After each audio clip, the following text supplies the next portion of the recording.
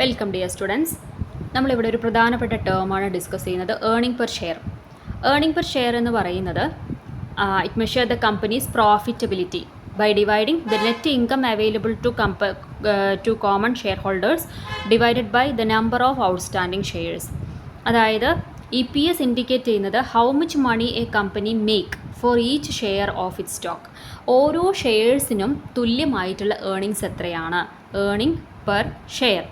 ഓരോ ഷെയറിനും എത്രയാണ് ഏർണിങ്സ് കിട്ടുന്നത്. അപ്പോൾ ടോട്ടൽ പ്രോഫിറ്റ് എന്ന് പറയുന്നത് ആ പ്രോഫിറ്റിൽ നിന്നും നമ്മൾ കുറേ കാര്യങ്ങൾ ഡിഡക്റ്റ് ചെയ്തിട്ട്, അതായത് ഡിപ്രീസിയേഷനും ടാക്സും എല്ലാം ഡിഡക്റ്റ് ചെയ്തിട്ട് ലാസ്റ്റ് ഇക്വിറ്റി ഷെയർ ഹോൾഡേഴ്സിന് അർഹതപ്പെട്ടിട്ടുള്ള പ്രോഫിറ്റ് കിട്ടും. ഈ പ്രോഫിറ്റ് ഡിവൈഡഡ് ബൈ എത്രയാണോ ഷെയർ ഹോൾഡേഴ്സ് ഉള്ളത് അത് ഡിവൈഡ് ചെയ്യുന്ന സമയത്ത് ഒരു ഷെയർ ഹോൾഡർക്ക് എത്രയാണ് കിട്ടുന്നത്, ഒരു ഷെയറിന് കിട്ടുന്ന ഏർണിങ്സ് എത്രയാണെന്നുള്ളത് കാൽക്കുലേറ്റ് ചെയ്യാൻ പറ്റും. സോ അതിനെയാണ് EPS എന്ന് പറയുന്നത്. സോ EPS ഇൻഡിക്കേറ്റ് ചെയ്യുന്നത് ഒരു കമ്പനിയുടെ പ്രോഫിറ്റബിലിറ്റിയാണ്. സോ ഒരു കമ്പനി എത്രത്തോളം പ്രോഫിറ്റബിൾ ആണ് എന്നുള്ളത് അതിൻ്റെ EPS വാല്യൂ നോക്കിയിട്ട് അറിയാൻ പറ്റും. സോ ആളുകൾ പ്രോസ്പെക്റ്റീവ് ഇൻവെസ്റ്റേഴ്സിനെ, ഭാവിയിൽ ഇൻവെസ്റ്റ് ചെയ്യാൻ പോകുന്ന ആളുകളെയൊക്കെ അട്രാക്റ്റ് ചെയ്യാൻ വേണ്ടിയിട്ട് ഈ EPS നമ്മൾ ഉപയോഗിക്കുന്നുണ്ട്. സോ EPS രണ്ട് തരത്തിലുള്ള EPS ആണ് നമ്മളിവിടെ ഡിസ്കസ് ചെയ്യുന്നത്, basic EPS and diluted EPS.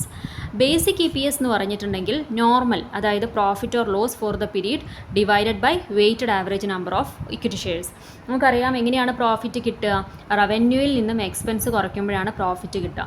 So ആ ഒരു പ്രോഫിറ്റ് അതിൽ നിന്നും ബാക്കിയുള്ള ഡിപ്രീസിയേഷനും പ്രൊവിഷൻസും എല്ലാം മാറ്റിവെച്ച് ബാക്കിയുള്ള എത്രയാണോ ഷെയർ ഹോൾഡേഴ്സിന് അർഹതപ്പെട്ടിട്ടുള്ള പ്രോഫിറ്റ് അത് divided by weighted average number. ഇപ്പോൾ ഫോർ എക്സാമ്പിൾ 1 lakh rupees ആണ് total profit available to equity share holders എന്ന് വിചാരിക്കാം. 1 lakh divided by total number of share holders എന്ന് പറയുന്നത് 10,000 ഉണ്ടെങ്കിൽ 1 lakh ഡിവൈഡഡ് ബൈ 10,000 ചെയ്യുമ്പം ₹10 കിട്ടും. അപ്പോൾ EPS എന്ന് പറയുന്നത് ₹10 ആണ്. ഒരു ഷെയർ എടുത്തിട്ടുള്ള ആൾക്ക് കിട്ടുന്ന റിട്ടേൺ 10 രൂപയാണ്.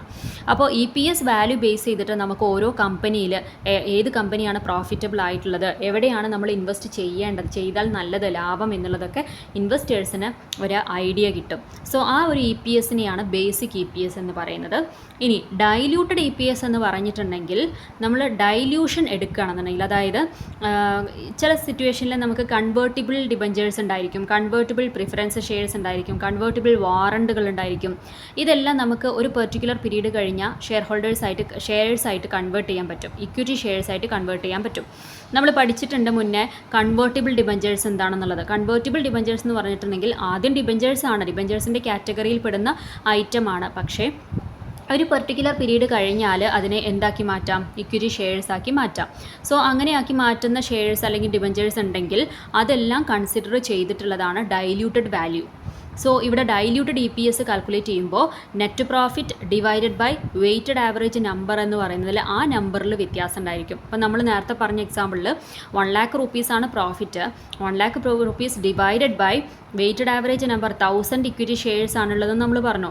ഈ 1000 ഇക്വിറ്റി ഷെയർസിൻ്റെ കൂടെ ഒരു 1000 കൂടെ ആഡ് ചെയ്യുകയാണെന്നുണ്ടെങ്കിൽ, അതായത് 2000 ഇക്വിറ്റി ഷെയർസ് ആണെന്നുണ്ടെങ്കിൽ 20,000, നമ്മൾ നേരത്തെ 10,000 ആണ് പറഞ്ഞത്, 10,000 പ്ലസ് 10,000 20,000 ഇക്വിറ്റി ഷെയർ ഹോൾഡേഴ്സ് ഉണ്ടെങ്കിൽ 1 lakh ഡിവൈഡഡ് ബൈ 20,000 വരും. അവിടെ 5 ആയിരിക്കും EPS വാല്യൂ വരിക. ഓക്കെ, സോ ആദ്യത്തെ കേസിൽ 10 രൂപയാണ് EPS വാല്യൂ വന്നത്, രണ്ടാമത്തെ കേസിൽ 5 rupees ആണ്. സോ അതാണ് ഡൈല്യൂട്ടഡ് EPS എന്ന് പറയുന്നത്.